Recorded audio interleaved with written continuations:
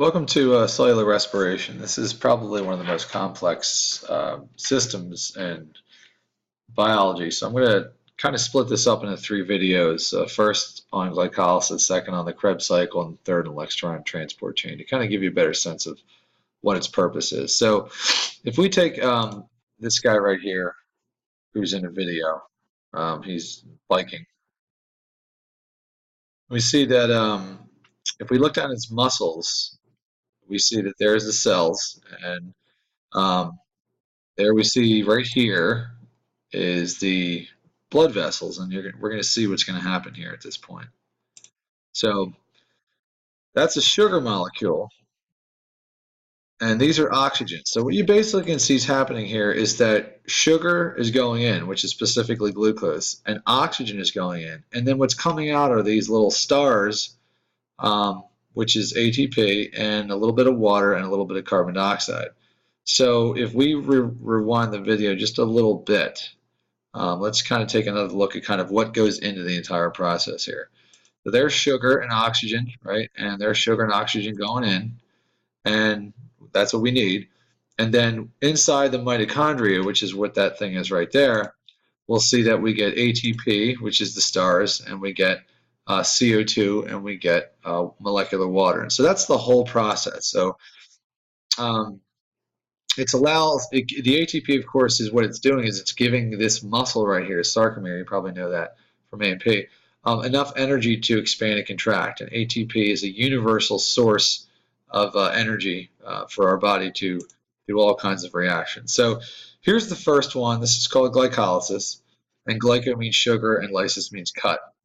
So there goes the sugar and the oxygen leaving the blood vessels and going. Notice, by the way, they're outside of the mitochondria at this point, because glycolysis, just so you know, happens outside the mitochondria. So we're kind of in a cell here, a muscle cell, but we're outside of the mitochondria. So there's the sugar. It's glucose, 1, 2, 3, 4, 5, 6, 6 carbon sugar. And basically what happens to it is you have an input of a little bit of ATP. So if we see here, these two stars came over. And that little bit of ATP is going to provide this molecule enough energy to break apart. And so basically now these have a new name. This used to be glycolysis, but each of these 3 carbon sugars now is called pyruvate. And so we needed the input of ATP to break that molecule apart. So we're actually -2 ATP right now in our net count.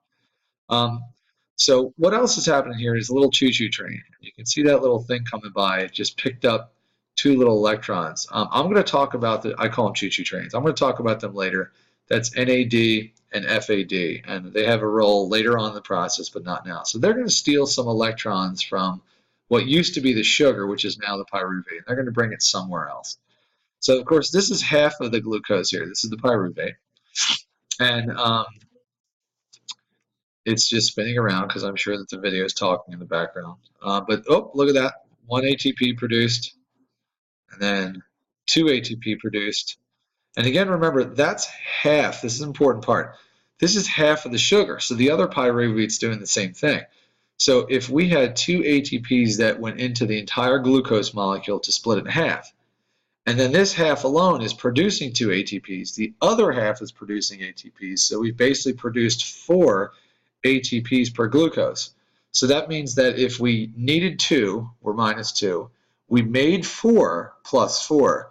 That's how they get the number that glycolysis produces a net production of 2 ATP molecules, which is not enough. So at this point, the pyruvate is going to travel to the mitochondria, and that's the end of part 1.